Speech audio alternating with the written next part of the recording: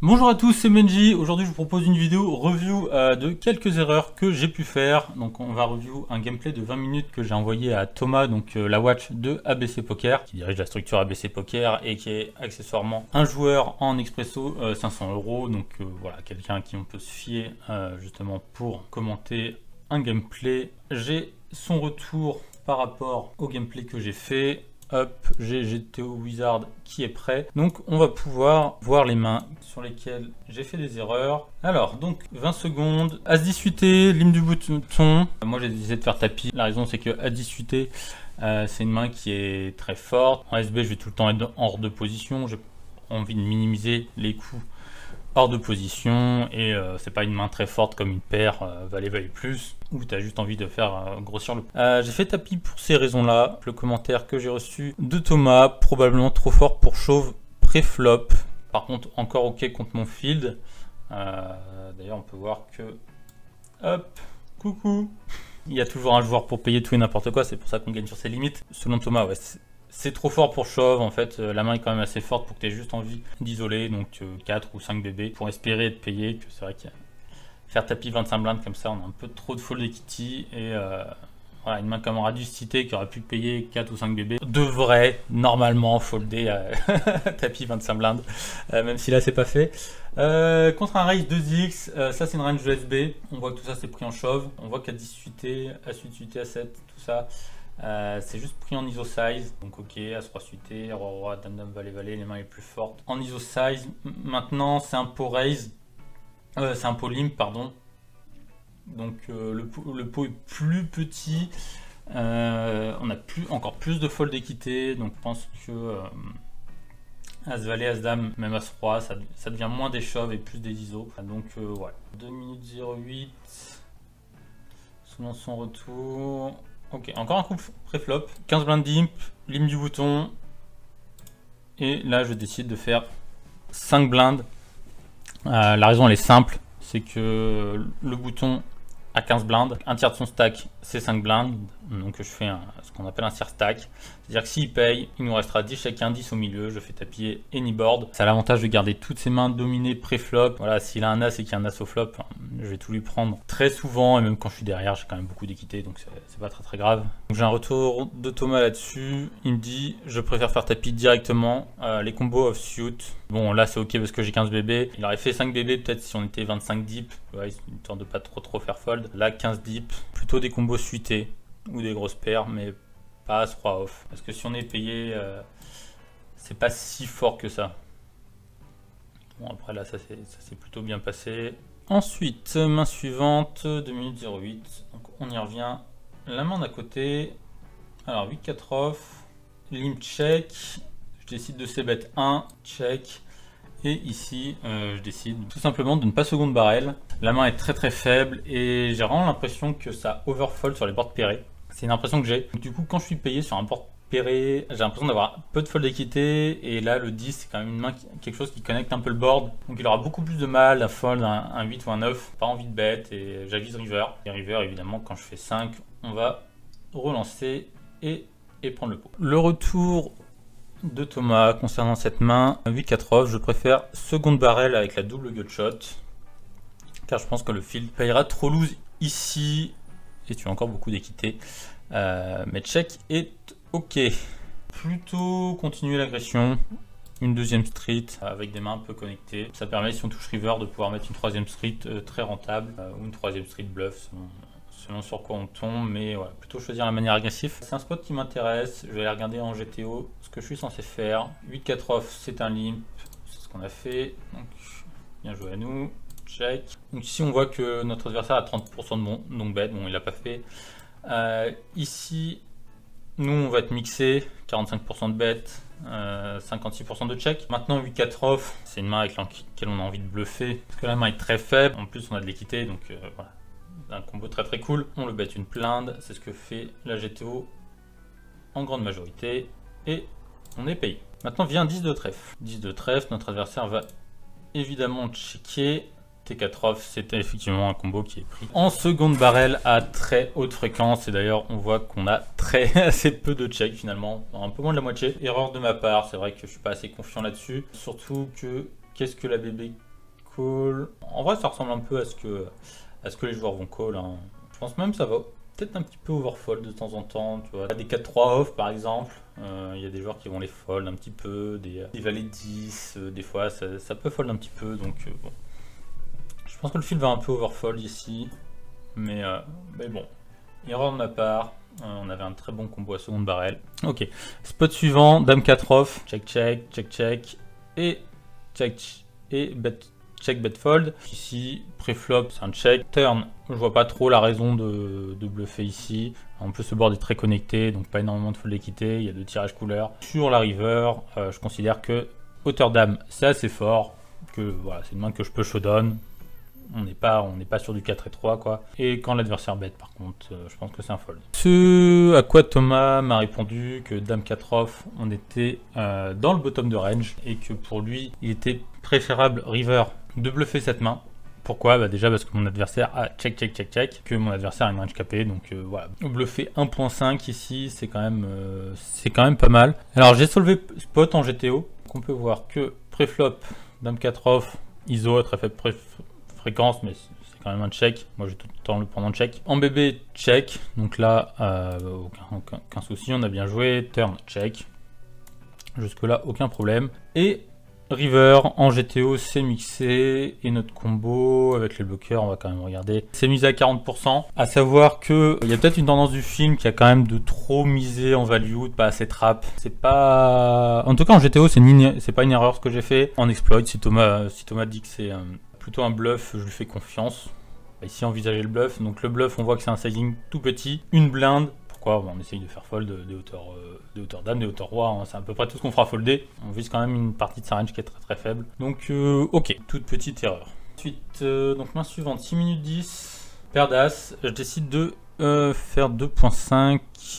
Ouais, parce que je dis que mon size habituel en 11 blind deep, c'est 3x. Et que dans ce spot précis et seulement avec paire d'as, je vais faire 2.5 pour être payé plus souvent, tout simplement, parce qu'avec paire d'as, j'ai envie d'être payé plus souvent que quand j'ISO As-10. Donc là, il m'a répondu que plus la main est forte, moins on veut raise cher. Donc attention, en exploit, hein, en GTO, on va avoir toujours les mêmes sizing, mais en exploit, on veut faire moins cher pour être payé plus souvent, donc plutôt 2.25, 2.5 c'est le grand max. Peut-être un poil cher ici, bon, c'est pas une grosse erreur, mais peut-être un poil cher. C'est vrai que 2x, bah mine de rien, si le joueur a une bébé à rejeter pour un pot qui en fera 4, il sera assez tenté, le pot fera déjà 4 bébés, il en restera 9. Ça peut vite devenir un bourbier pour lui, donc ouais. Main suivante, roi 10, 9 minutes 20. Donc là, c'est pas par rapport au move que j'ai fait, mais c'est par rapport à ce que j'ai dit à l'oral. À l'oral, j'ai dit qu'avec roi 10 suité, c'est une main, j'ai l'impression qu'on peut à peu près tout faire, à part folder évidemment. On peut limp,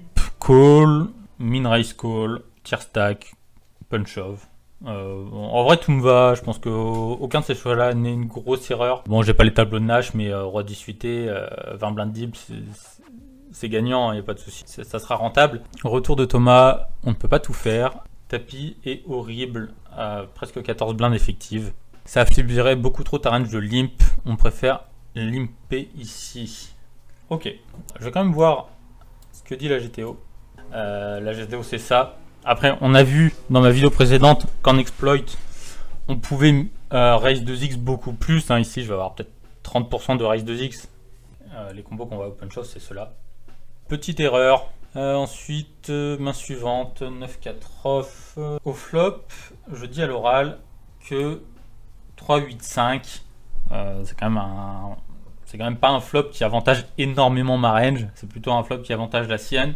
Donc c'est un flop que je vais devoir c-bet à faible fréquence. Et je trouve que j'ai une de mes pires poubelles. Pas envie de la c-bet. Donc ce à quoi Thomas me répond, 8 tu ne c-bet pas souvent, mais ton combo spécifique bet souvent, car tu bloques des mains adverses qui continuent. 6-4, 7 et 4, 4 et 2, 9 et 7, 9 et 6. En gros ce qu'il essaye de me dire, c'est que même si j'ai pas un très bon combo, la plupart des mains qui vont être à tirage, c'est des mains qui contiennent des 4 et des 9. Tout ça, ce sont des mains qui vont être payées et qu'il a beaucoup moins, puisque je bloque un 4 et un 9, et que donc avec ce combo spécifiquement, j'aurais dû c-bet. Donc là, je fais confiance, je pense que si je le fais en GTO, ça va me dire la même chose. Petite erreur de ma part, il faut que je commence à mon niveau à penser au bloqueur. Donc là, j'ai mis 5 c-bet qui aurait pu être rentable. Parce que j'ai une main qui affaiblit la range de mon adversaire. Encore une fois, c'est pas une énorme erreur, mais c'est l'accumulation de toutes ces erreurs qui font que je suis moins bon que d'autres règles, tout simplement. Alors, 10 et 6, qu'est-ce qui s'est passé? Limp, check, c-bet, min raise, bet. Et là, je me tiens la tête. Fold. Pourquoi je c-bet? Tout simplement, contre récréatif, j'ai quasiment tout le temps bet en value, ça paye beaucoup trop d'As-X, Roi-X, tous les tirages, enfin, beaucoup trop de mains faibles. Donc je trouve ça très cool de c-bet à très haute fréquence. Quand il min relance, bon ça n'existe pas, donc on passe, hein. Et quand il bet turn, j'ai time out, mais je pense que j'aurais fold. C'est vrai que c'est très emmerdant. Qu'est-ce qu'il me dit? Pas terrible de bet flop ici, si c'est pour fold comme tu l'as fait post-flop. Ça en fait donc un excellent combo de check-back. Grosso modo, les combos qu'on prend en check-back, c'est les bottom pairs, les middle pairs mal kickés, voire les top pairs mal kickés, donc dame 2, dame 3, dame 4, 10 à 2, 10 à 6, et quasiment tous les 5. Le coup est intéressant quand même, on va le solver en GTO. 10 et 6, voilà, c'est un call, hein. Donc ici, la bébé doit check 100%. Moi, avec mon combo spécifique 10 et 6 off, c'est mixé 50-50. En GTO, donc bon, la GTO me donne raison, la GTO lui donne raison. Après, dans le plan de jeu, la GTO est beaucoup trop collante. Mon erreur doit être là, c'est-à-dire que si je suis la GTO et bet autant que GTO, je dois call autant que GTO, sinon je me fais exploiter par le field. Et c'est ce que j'ai pas fait, donc ça aurait été plus efficace de check. Donc bet, raise, bon, pas 2x, 2.5, mais ça serait la même chose. 10-6, bon, il n'y a pas d'argument, hein, c'est un call face à un sizing aussi faible. Donc ensuite vient le set de carreau. Donc là, notre adversaire est censé bet 2 à assez haute fréquence, c'est ce qu'il fait, donc voilà, plutôt bien joué de sa part. Et nous, T6, voilà, c'est un call à 100%, et en fait, c'est là qu'est mon erreur, à voir avec lesquels il est censé bet ça. Hein. Il est censé faire ça avec Roi 2 suité, Roi 3 suité, Roi 4 suité, 4 et 3 suité, 5 et 2 suité, 5 et 3 suité, 5, 4 off, 5 2 off, 5...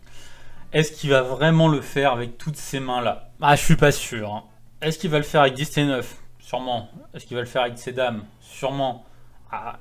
Est-ce qu'il va vraiment jamais le faire avec double paire ou dame 9? Ou des brelans? Enfin, ou dame 10 suité, ou roi dame suité. Enfin, je pense que les combos de bluff qu'il est censé avoir, il en a pas suffisamment. Et les combos de value qu'il est censé avoir, il en a un petit peu plus.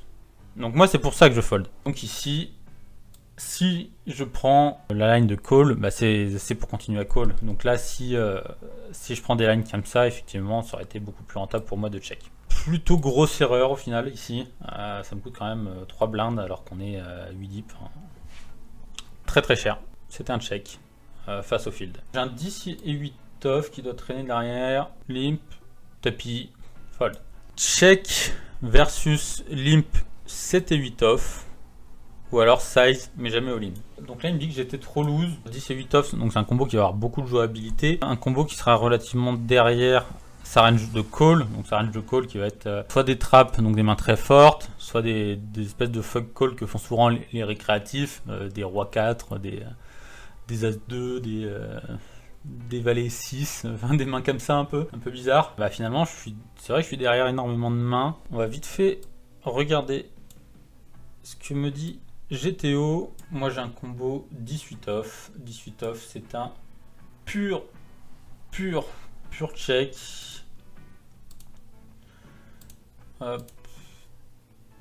C'est deep, c'est quasiment tout le temps un pur check.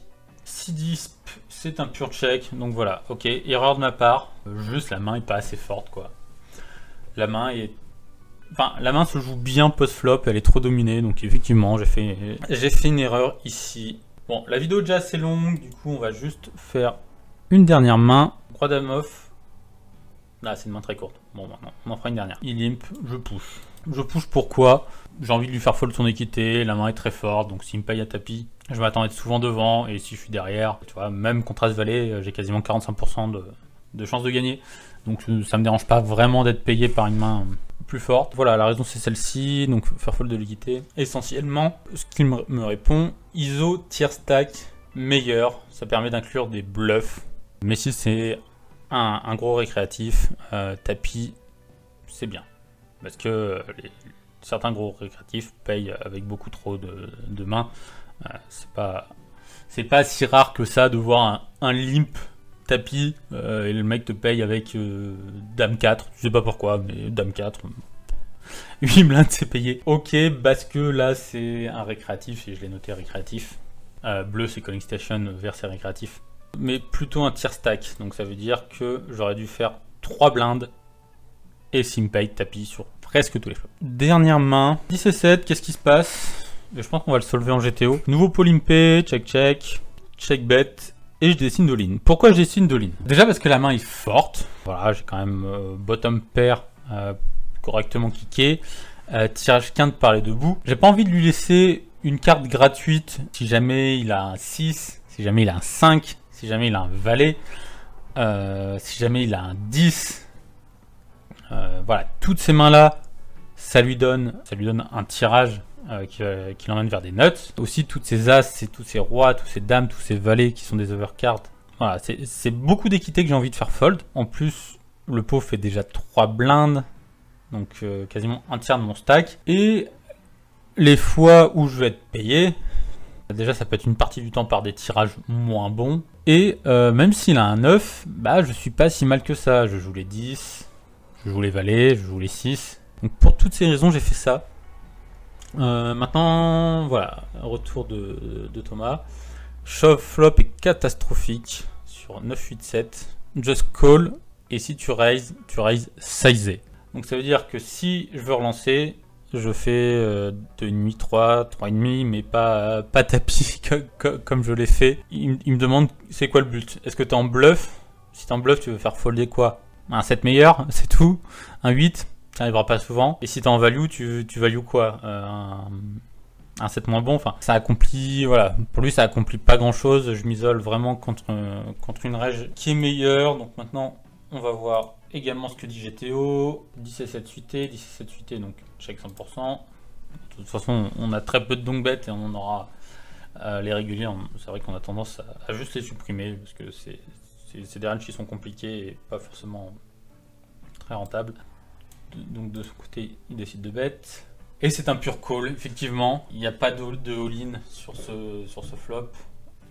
Et si j'ai envie de raise, voilà, c'est ce qu'il me dit. À partir du moment où 10 et 6 suité est pris à quelques fréquences, je pense qu'on peut prendre 10 et 7. Hein. C'est pas si différent que ça de 7 et 6, c'est juste un petit peu plus fort. Mais c'est juste, voilà, je pense que c'est 100% call parce que ça a une meilleure jouabilité. Donc effectivement, là j'ai fait peut-être une grosse erreur. Surtout que voilà, c'est une main qui peut vite donner des notes. Donc avec des notes derrière, tu peux tout prendre assez facilement. Ok, ouais, donc voilà, avec tirage plus paire plus tirage, plutôt slow play, et essayer d'atteindre la river, pas juste tout mettre comme je l'ai fait. Voilà, comme ça, c'est vrai que c'est un peu bon, je fais tapis, si t'as une main meilleure, bah bien joué, tu prends tout. Bon, voilà, je m'arrête là, la vidéo est déjà beaucoup plus longue que ce que j'espérais faire. J'espère que ça permettra à certains d'entre vous, en tout cas ceux qui sont arrivés jusqu'au bout, de pouvoir un peu apprendre de mes erreurs. Moi voilà, là je suis sur mon départ à Malte. J'y serai peut-être déjà arrivé au moment où je posterai la vidéo. Je vous dis à bientôt. Allez, ciao!